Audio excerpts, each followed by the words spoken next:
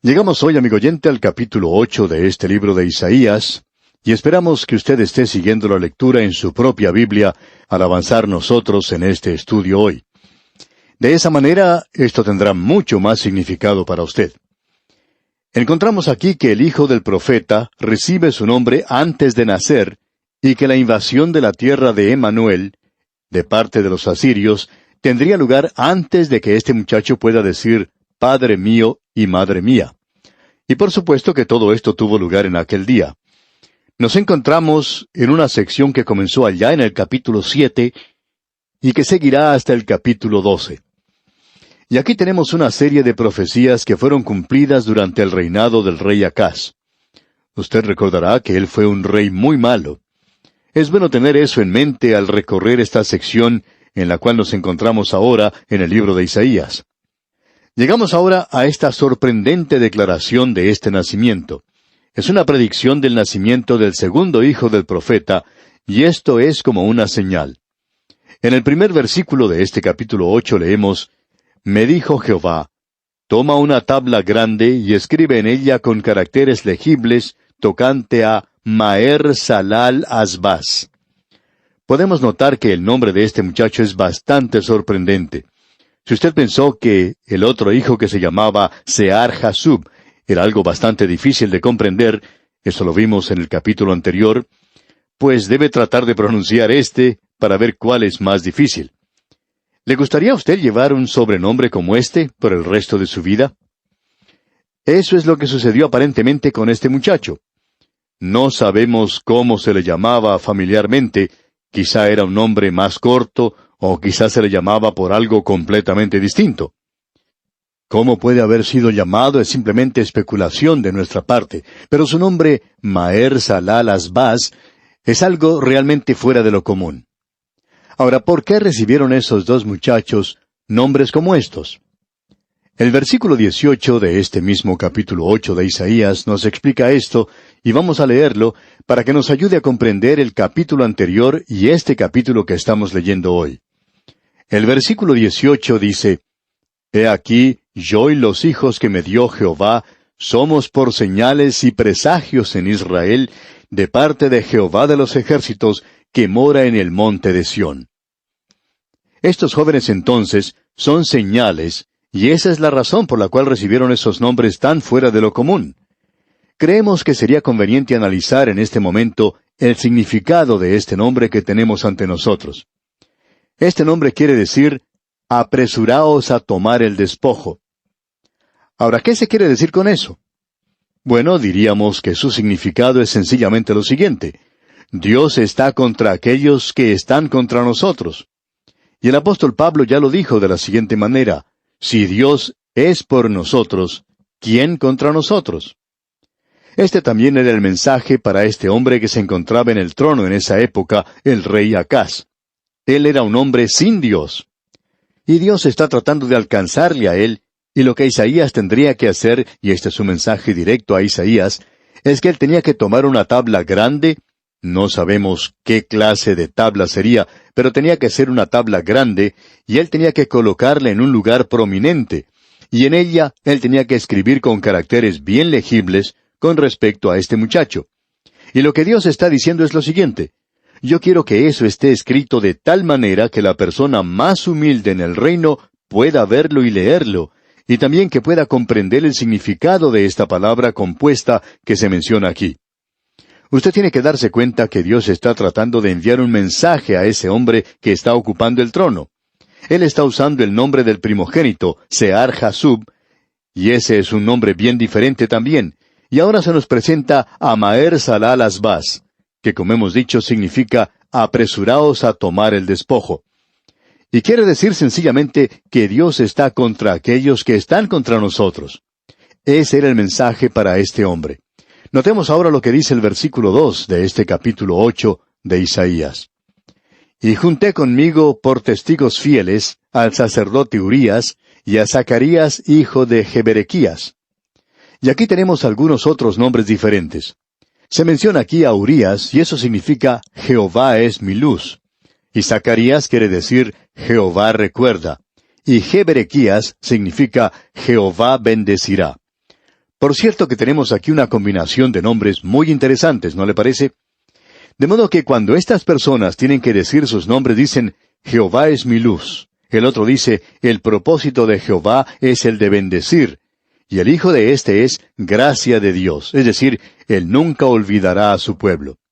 Todo esto es interesante, ¿no le parece, amigo oyente? Usted puede apreciar que en todas las acciones de Isaías, en todo lo que él está haciendo, hay un mensaje para este pueblo. Es decir, que está hablando en una forma de televisión. Aquí es como si actores estuvieran representando todo esto, escribiéndolo, presentándolo de tal manera que el pueblo recibiera ese mensaje. Es decir, que aquí tenemos una parábola pictórica. El Señor Jesucristo utilizó ese método también. Y una de las razones era la siguiente. La gente puede observar un cuadro o escuchar un cuadro, y uno puede escuchar eso de una manera muy sencilla y la puede comprender mejor. Eso es lo que tenemos aquí. Para muchos, la televisión es una pérdida de tiempo, y hay veces que nos sentamos ante ese aparato mirando cosas que usted y yo, bajo otras circunstancias, en una situación diferente, ni siquiera perderíamos el tiempo en pensar hacerlo. ¿No es esto sorprendente, amigo oyente? Pues bien, Dios conoce la inclinación a estas cosas que tiene la humanidad, así es que Él está tratando de presentar este mensaje aquí a esta gente, y esta es la forma que está usando para hacerlo. Ahora, en el versículo 3, vemos cómo se desarrolla todo esto, y allí nos dice, «Y me llegué a la profetisa, la cual concibió, y dio a luz un hijo. Y me dijo Jehová, ponle por nombre Maher-Salal-Asbaz». Esta criatura recibió su nombre antes de haber nacido, y ese es el nombre que se le da. Notemos lo que dice ahora el versículo 4. «Porque antes que el niño sepa decir, Padre mío y Madre mía, será quitada la riqueza de Damasco y los despojos de Samaria delante del rey de Asiria». Es decir, que este enemigo en el norte está planeando atacar a Judá, y sus ciudadanos serán llevados en cautividad. Pero eso no va a llegar a suceder debido a la capacidad militar o la inteligencia de este rey Acaz para preparar una estrategia. Por medio de esto, él va a lograr una victoria, y es por la gracia solemne de Dios que esto puede tener lugar. Y Dios está presentando eso de una manera muy clara. Ahora, en los versículos 5 al 7 de este capítulo 8 de Isaías, leemos, «Otra vez volvió Jehová a hablarme diciendo, por cuanto desechó este pueblo las aguas de Siloé que corren mansamente, y se regocijó con Resín y con el hijo de Remalías, he aquí por tanto que el Señor hace subir sobre ellos aguas de ríos, impetuosas y muchas, esto es, al rey de Asiria con todo su poder, el cual subirá sobre todos sus ríos, y pasará sobre todas sus riberas». Este es otro de esos pasajes tan destacados de la Escritura. Leemos, «Desechó este pueblo las aguas de Siloé». Y note usted que se menciona aquí las aguas de Siloé. Ahora, ¿cuáles eran las aguas de Siloé? Bueno, aquí se hace un contraste con las aguas que causan inundaciones y que son mencionadas en el versículo 7, donde dice, «He aquí por tanto que el Señor hace subir sobre ellos aguas de ríos, impetuosas y muchas, esto es, al rey de Asiria con todo su poder, el cual subirá sobre todos sus ríos y pasará sobre todas sus riberas». Evidentemente eso se refiere al río Éufrates. Allí es donde estaba localizada Siria. Ellos iban a venir como una gran inundación. En contraste con eso tenemos aquí las aguas de Siloé. Bien, las aguas de Siloé, que se presenta aquí en contraste con Éufrates, y el Éufrates llega como una gran inundación, pero aquí Siloé es algo manso. Dice que sus aguas corren mansamente. Así es que tenemos aquí este contraste. El Éufrates representa juicio, y Dios está dando un mensaje aquí. Ahora las aguas de Siloé corren mansamente. Era ese pequeño manantial que hay allí, no es de mucha importancia en el día de hoy, no tanto como lo era en aquel día, y fluye en cierto modo hoy entre el monte Sión y el monte Moria, y si usted está escuchando bien, usted puede escuchar una voz mucho más dulce que la música que produce esta agua, que fluye mansamente al correr entre los montes de Sión y Moria. Amigo oyente, ¿qué mensaje el que tenemos en esa pequeña corriente? Es la historia de la gracia, y el monte Sión se presenta en contraste al monte Sinaí, el cual significa la ley. Y el monte Moria fue el lugar donde Abraham presentó en sacrificio a su hijo. Fue en ese lugar donde David compró la era de Arauna, y allí es donde Salomón construyó el templo. Y hacia el final de ese montículo rocoso se encuentra el Gólgota, donde Cristo fue crucificado. Y eso también nos habla de la gracia. Porque allí fue donde Dios se proveyó a sí mismo de un cordero. Él perdonó la vida del hijo de Abraham, pero no perdonó la vida de su propio hijo. Así es que lo que tenemos aquí es Dios hablando de su gracia a este hombre. Dios dice, yo te perdonaré si tú solamente te vuelves a mí. Ahora notemos lo que dice el versículo 8. Y pasando hasta Judá, inundará y pasará adelante, y llegará hasta la garganta, y extendiendo sus alas, llenará la anchura de tu tierra, oh Emmanuel. Podemos apreciar que Dios permitió que los asirios invadieran el territorio, pero nunca les permitió que tomaran Jerusalén. Luego en el versículo 9 dice, Reuníos pueblos y seréis quebrantados. Oíd todos los que sois de lejanas tierras. Ceñíos y seréis quebrantados. Disponeos y seréis quebrantados. Esta es una advertencia contra las naciones que forman una alianza contra la tierra de Dios.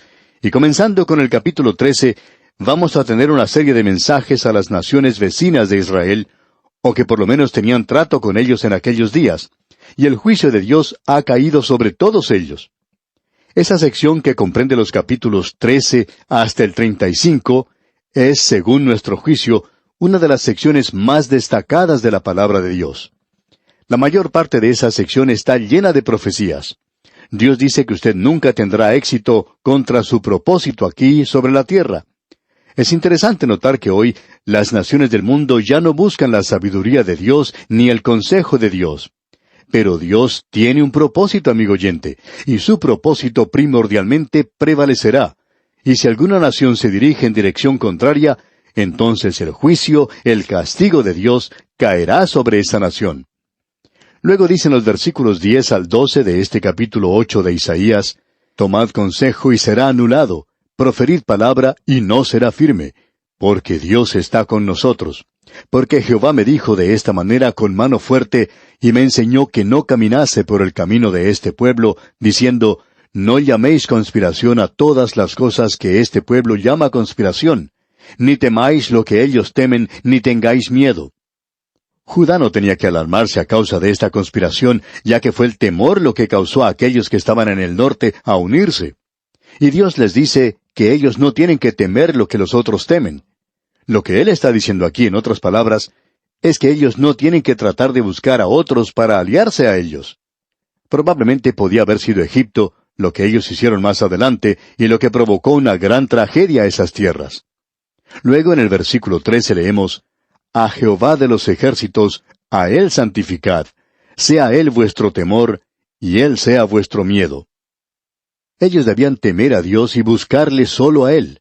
Él iba a ser su salvación o una piedra de tropiezo. Y en el versículo 14 leemos, Entonces Él será por santuario, pero a las dos casas de Israel por piedra para tropezar, y por tropezadero para caer, y por lazo y por red al morador de Jerusalén. En cierta ocasión se le preguntó a Cromwell por qué él era un hombre de tanto valor. Él tenía esa reputación. La gente pensaba que él era uno de los hombres más valientes que haya vivido. Y él dijo, He aprendido que cuando uno tiene a Dios, no es necesario temer a ningún hombre. A eso es lo que Pablo se refería cuando dice, Pero nosotros predicamos a Cristo crucificado, para los judíos ciertamente tropezadero, y para los gentiles locura. El Señor Jesucristo, amigo oyente, es la roca. Si usted cae sobre esa roca, puede obtener salvación, puede descansar en ella. Él es el único fundamento, y usted puede descansar en eso. Él dice, Y el que cayere sobre esta piedra será quebrantado, y sobre quien ella cayere, le desmenuzará. Es decir, que le juzgará. Usted tiene dos cosas para elegir. Usted puede aceptarle a Él, o puede rechazarle. Y aquí tenemos otra declaración importante. La encontramos allá en la primera carta del apóstol Pedro, capítulo 3, versículo 15, donde dice, Sino santificad a Dios el Señor en vuestros corazones, y estad siempre preparados para presentar defensa con mansedumbre y reverencia ante todo el que os demande razón de la esperanza que hay en vosotros. Y eso es algo que creemos es necesario que el pueblo que cree en Dios debe hacer. Existe una forma de pensar muy ligera en cuanto a Dios y una falta de reverencia en cuanto a la palabra de Dios. En muchas ocasiones, hasta se pone en ridículo las cosas que son sagradas, hablando ligeramente de ciertas cosas de las cuales no se debería hablar de esa manera. Usted y yo, amigo oyente, necesitamos santificar a Dios el Señor en nuestros corazones. Hay muchas personas hoy, amigo oyente, que no están convencidas que el Señor está en su santo templo. Toda la tierra debe guardar silencio ante Él. Si esa gente creyera que Él estaría en su iglesia este domingo por la mañana, ellos no irían a estar en la playa, no irían al picnic o de paseo, o estarían trabajando en su casa. Estarían junto con usted, amigo oyente, en comunión. Pero yo no les he podido convencer, ¿verdad? Ahora el versículo 19 de este capítulo 8 de Isaías nos dice, «Y si os dijeren, preguntad a los encantadores y a los adivinos, que susurran hablando, responded, ¿no consultará el pueblo a su Dios? ¿Consultará a los muertos por los vivos?» Y esto es algo que se está volviendo a poner en popularidad. Dios prohíbe a su pueblo entrometerse en las cosas o sistemas satánicos. Cuando la gente se aparta de Dios, por lo general aceptan lo oculto y lo anormal. Y hoy en día existen muchas personas volviéndose hacia lo oculto. Hay personas que buscan algo en el mundo del espíritu y en los demonios. En ciertos lugares hasta existe iglesias de Satanás. Hay muchos que están adorando a Satanás hoy. Y los creyentes en Cristo tienen que poner mucho cuidado de no entrometerse en cosas como estas. Hay muchos que lo están haciendo y están hablando de echar demonios. Amigo oyente, nosotros no estamos en esa clase de negocios. Nosotros estamos predicando el Evangelio de la gracia de Dios y la palabra de Dios, y eso se hará cargo de los demonios. Amigo oyente, debemos dejar esas cosas a un lado porque son cosas peligrosas y está creciendo muy rápidamente. Creemos que esto es algo real, hay cierta realidad en esto, lo mismo que sabemos que Satanás es una realidad. Y es por eso que se da aquí esa advertencia. Y es una advertencia que es buena también para nuestros días. Bien, amigo oyente, vamos a finalizar aquí, ya que estos últimos versículos de este capítulo 8 de Isaías revelan el resultado final de vidas en desobediencia que los llevarán al espiritualismo. Y el resultado es tribulación y tinieblas, oscuridad y angustia. Y eso es lo que sucederá cada vez que se tome ese camino. Y bien, amigo oyente, nos detenemos aquí. Le sugerimos leer el capítulo 9 para estar así mejor preparado y que sea más fácil para usted comprender lo que diremos en nuestro próximo estudio. Será pues, hasta pronto, que el Señor derrame en usted sus ilimitadas bendiciones, es nuestra ferviente oración.